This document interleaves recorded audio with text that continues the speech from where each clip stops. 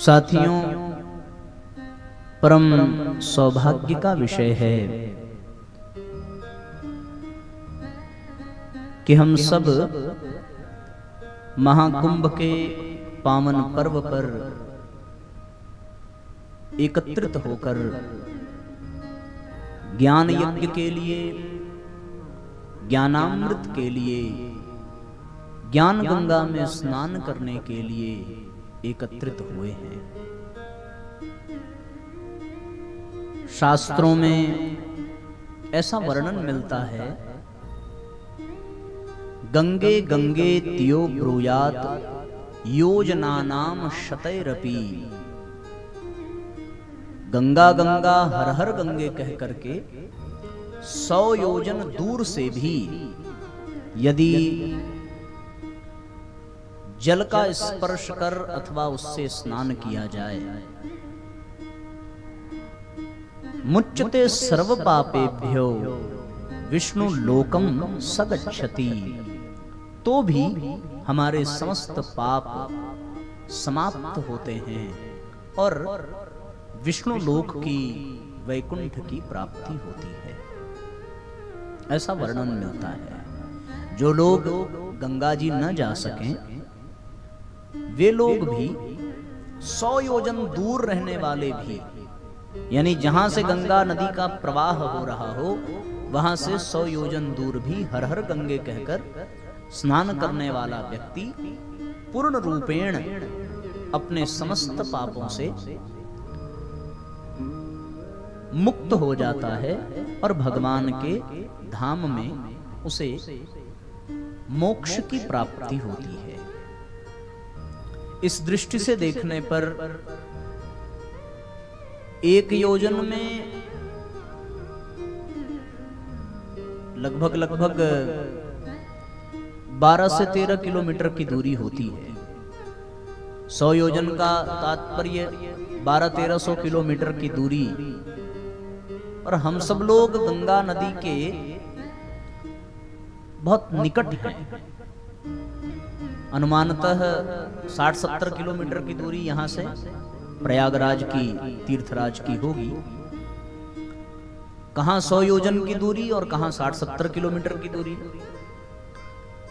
तो प्रत्यक्ष रूप से भी हम जिस जल से स्नान कर रहे हैं वो निस्संदेह गंगा जल ही है, क्योंकि गंगा नदी का इतने निकट प्रवाहित होना, निश्चित रूप से धरती से निकलने वाला जल वो गंगा जल ही है।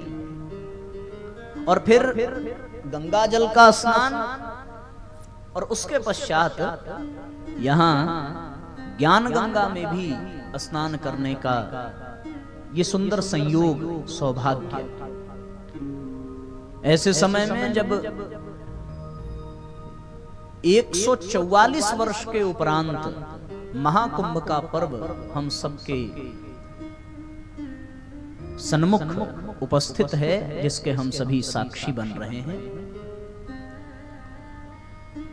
संख्या की दृष्टि से अब तक 40 करोड़ से अधिक लोग वहां सम्मिलित हो चुके हैं और संगम स्नान उन लोगों ने किया है।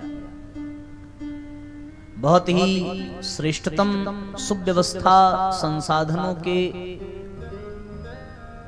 बावजूद भी कुछ अप्रिय घटनाएं अवश्य घटी हैं, जो निस्संदेह बहुत ही कष्टदायक है, जिनके परिवार के परिवारी जनों को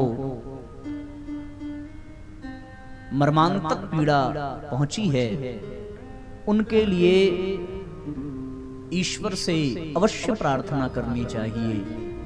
भगवान ही सबका कल्याण करने वाले और सबको बड़े से बड़ा कष्ट सहने की ताकत, शक्ति देने वाले हैं। 125 करोड़ जनसंख्या वाले देश में 40 करोड़ से भी अधिक लोग महाकुंभ के पावन पर्व पर संगम के किनारे जाकर के स्नान कर आए हैं, जो एक बहुत बड़ी संख्या है।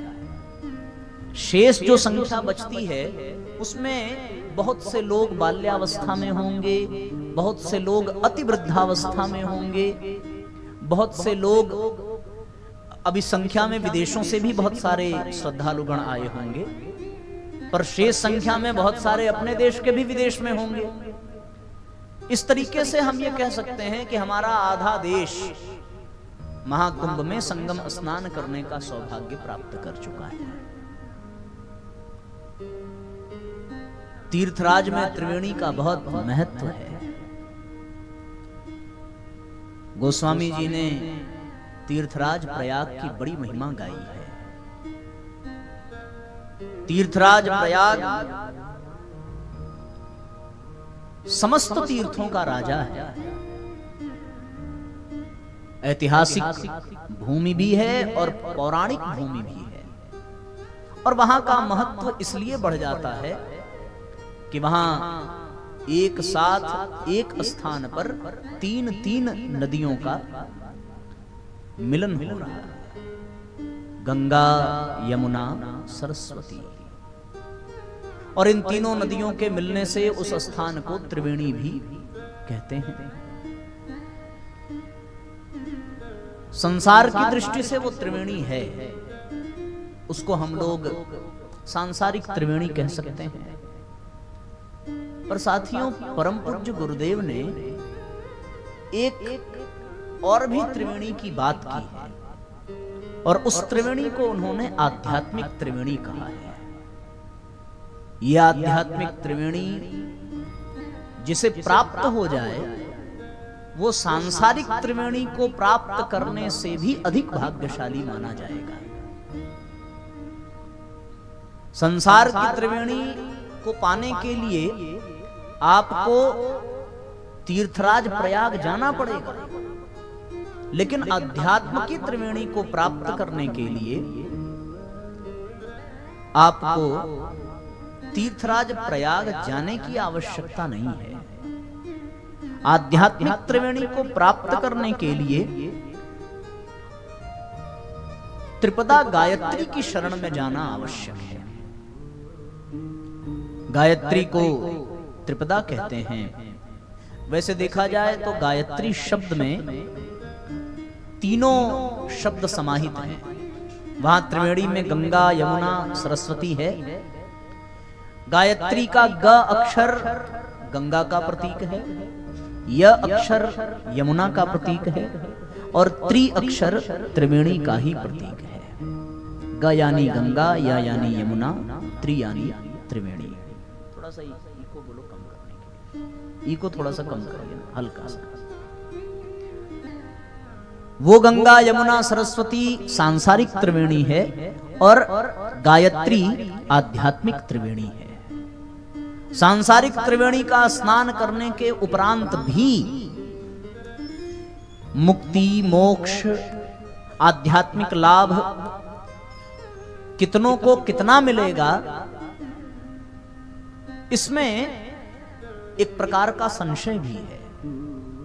ये पूर्ण सत्य नहीं है कि जितने लोग उस सांसारिक त्रिवेणी में स्नान जाकर करेंगे उनको मुक्ति ही मिलेगी, मोक्ष ही मिलेगा। ऐसे कुछ लोगों ने अपने वक्तव्य ये भी दिए कि वहां जो घटना घटी और उसमें जिन लोगों के प्राण गए उनको मुक्ति मिल गई। व्यवहारिक दृष्टि से ऐसा कहना शोभा नहीं देता, और मिल ही गई इसका भी कोई प्रमाण कहीं मिलता नहीं है। सांसारिक त्रिवेणी में गोता लगाने के पश्चात मोक्ष की प्राप्ति हो, आनंद की प्राप्ति हो, इसमें संभवतः संशय होगा, पर आध्यात्मिक त्रिवेणी में स्नान करने वाले व्यक्ति को निस्संदेह मोक्ष की प्राप्ति होगी, निस्संदेह उसका कल्याण सुनिश्चित है। क्यों? क्योंकि आध्यात्मिक त्रिवेणी ही गायत्री है। गायत्री को त्रिपदा कहा गया है, 3 चरण वाली गायत्री। गायत्री मंत्र में 24 अक्षर हैं और 24 अक्षर 3 चरण में सम्मिलित हैं। 8-8 अक्षर के 3 चरण हैं। प्रणव और व्याहृतियों को लेकर के 8-8 अक्षर के 4 चरण गायत्री मंत्र में हैं, और 8 वर्ण के 4 चरण जिसमें हो उसको अनुष्टुप छंद कहते हैं। गायत्री भी एक छंद है। अनुष्टुप छंद में आबद्ध गायत्री मंत्र त्रिपदा के रूप में जाना जाता है, क्योंकि ओम जो शब्द है उस ओम में भी 3 अक्षर हम सबको प्राप्त होते हैं, अ, उ और म। इन तीनों से मिलकर के ओम का निर्माण होता है। तस्य वाचकः प्रणवः, ये ओम परमात्मा का ही नाम है। इसमें 3 अक्षर हैं, अ, उ और म। इन 3 अक्षरों से यानी पूर्ण ओम से 3 व्याहृतियां निकल करके आती हैं, भू, भुवः, स्वः। इन 3 व्याहृतियों से गायत्री मंत्र का एक एक चरण प्रस्फुटित होता है। भू से पहला चरण 8 अक्षर का तत्सवितुर्वरेण्यम, भुवः से दूसरा चरण 8 अक्षर का भर्गो देवस्य धीमहि, और स्व से तीसरा चरण पुनः 8 वर्ण का धियो यो नः प्रचोदयात्। 3 चरण वाली गायत्री 3 व्याहृतियों से निकल करके आई गायत्री मंत्र, और वो 3 व्याहृतियां ओम से अ, उ और म, इन तीनों से निकल करके आए। ये जो 3 का संयोग बन रहा है, यही गायत्री मंत्र को त्रिवेणी की उपाधि प्रदान करता है। गायत्री मंत्र में त्रिवेणी है, वहां गंगा यमुना सरस्वती है। उसी प्रकार यहां भी गायत्री का जो शब्द है, उस गायत्री के शब्द में ग अक्षर गंगा का प्रतीक है, य अक्षर यमुना का प्रतीक है, और त्र अक्षर त्रिवेणी का प्रतीक है। गंगा यमुना सरस्वती। सरस्वती का वर्णन गायत्री में नहीं है, क्योंकि वहां भी संगम पर भी सरस्वती नदी प्रत्यक्ष रूप से दिखाई नहीं पड़ती, अप्रकट रूप से वहां विद्यमान है, पर आप प्रत्यक्ष रूप से देख नहीं सकते। सरस्वती ज्ञान का प्रतीक है, गंगा भक्ति का प्रतीक है, यमुना कर्म का प्रतीक है। कर्म कथा रविनंदनी वर्णी, कर्म दिखाई पड़ता है। यदि व्यक्ति कोई काम करेगा तो वो कर्म दिखेगा, यदि किसी में भक्ति भावना होगी तो वो भक्ति भावना उसकी दिखेगी। लेकिन यदि कोई ज्ञानी है तो उसका ज्ञान दिखाई नहीं पड़ता, ज्ञान हमेशा रहस्य में ही बंधा रहता है, लुप्त रहता है। उसी प्रकार वहां गंगा और यमुना का दर्शन होता है, पर सरस्वती का दर्शन नहीं होता। सरस्वती परोक्ष रूप से, अप्रकट रूप से गंगा और यमुना में सम्मिलित होती है। तो उसी प्रकार गंगा यमुना सरस्वती की त्रिवेणी सांसारिक त्रिवेणी कहलाती है, और त्रिपदा गायत्री 8 वर्ण के 3 चरण वाली गायत्री आध्यात्मिक त्रिवेणी कहलाती है। सांसारिक त्रिवेणी और आध्यात्मिक त्रिवेणी दोनों में समानता भी है और दोनों में अंतर भी है। जैसे वहां गंगा भक्ति का प्रतीक है, यमुना कर्म का प्रतीक है, और सरस्वती ज्ञान का प्रतीक है, उसी प्रकार त्रिपदा गायत्री में भी प्रथम चरण आस्तिकता का प्रतीक है, द्वितीय चरण आध्यात्मिकता का प्रतीक है, और तृतीय चरण धार्मिकता का प्रतीक है। जो आस्तिक हो, जो आध्यात्मिक हो और जो धार्मिक हो, इन 3 चरणों में इस त्रिवेणी में स्नान करने वाला व्यक्ति निस्संदेह अपने जीवन के लक्ष्य को, अपनी पूर्णता को, अपने परमात्मा को प्राप्त करता है। इसमें कोई संशय नहीं है। गंगा में स्नान करने वाला, यमुना में नहाने वाला, तीर्थराज प्रयाग में त्रिवेणी में डुबकी लगाने वाला आस्तिक ही होगा, इसकी कोई प्रामाणिकता नहीं है। वो धार्मिक ही होगा, इसकी भी प्रामाणिकता नहीं है। वो आध्यात्मिक ही होगा, इसकी भी प्रामाणिकता नहीं है। लाख गंगा में स्नान किया जाए, पर यदि स्वयं को आस्तिक हम न बना सके, हमारी विचारधारा, हमारे क्रियाकलाप नास्तिकों जैसे ही रहे, तो फिर गंगा का स्नान करना व्यर्थ हो जाता है। यमुना में कितनी भी श्रद्धा से हम डुबकी लगावें, पर हमारे भीतर यदि धार्मिकता का समावेश न हो, धर्म की भावना का समावेश न हो और हम धर्म की राह पर न चल सकें, तो दुनिया में कोई भी त्रिवेणी हमारा उद्धार कभी नहीं कर सकती। यदि जीवन में आस्तिकता का समावेश हो जाए, आध्यात्मिकता का समावेश हो जाए और धार्मिकता का समावेश हो जाए, तो निश्चित रूप से जीवन धन्य बन जाता है। न केवल अपना जीवन धन्य बनता है, अपितु इस संसार में उसके संपर्क में आने वाले जितने भी प्राणी हैं, उन सब प्राणियों का जीवन धन्य बन जाता है। प्रयागराज में आने वाले और गंगा के तट पर, त्रिवेणी के संगम के तट पर स्नान करने वाले भगवान राम के जीवन में आध्यात्मिकता भी है, आस्तिकता भी है, धार्मिकता भी है। सो केवल राम का ही जीवन धन्य नहीं बना, अपितु राम के संसर्ग में, राम के संपर्क में और राम की शरण में आने वाले जितने भी प्राणी हैं, उन सब का जीवन भी कृतार्थ हो गया। इसलिए साथियों, सांसारिक त्रिवेणी में जाना, जाकर के स्नान करना और धक्का मुक्की सह करके अनेकानेक प्रकार के कष्टों को उठाने के पश्चात भी यदि हम सब अपने जीवन को धन्य न बना सके, तो वो निरा व्यर्थ श्रम, व्यर्थ समय और व्यर्थ खर्च के सिवा कोई उसका अर्थ निकलने वाला नहीं है। वो व्यक्ति जो इस महासंगम में, महापर्व पर, महाकुंभ में त्रिवेणी तक न जा पावे,